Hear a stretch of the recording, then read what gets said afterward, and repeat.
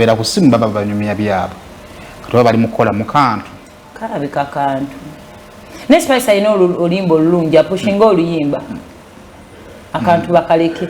That's what I think. If it's can't, she has a new song. Lwakwa kibinyo okukolera akantu awantu awali amazimanze mbabuulira. And also that's the problem.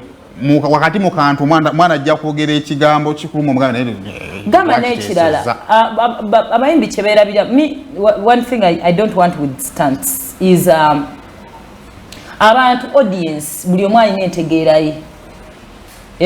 Buli omu alina entegeera ye. That's why sometimes we come back semo nonyonyola ekintu oyagala abantu bakitegeere bulungi mu ntegeera ya bulijjo naye abantu basobola okutandikirawo Spice tasasula negufuuka omuze nekijja ku brand yo olina oluyimba olulungi mwalugiza aluyimba lulungi pushing ate tubanze Spice muyinaako buzibu naye ate nze ono omulala ye ali nnyo mu mboozi za gundi yankola kino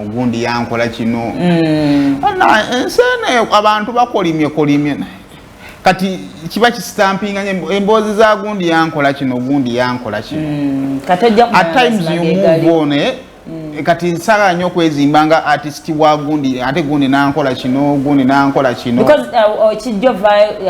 someone is going to ask one day why you always ontegedde yes so kati eno webanga starting eri mu kintu kyobadde okola repeatedly nze kunze oba olina kyewezimbyeko kyendowooza nti ate nga si kyekyakukola katonda yakera kuyinza nakuwe oluyimba abandi bakwagala musical simanyi naye nze yendowooza yange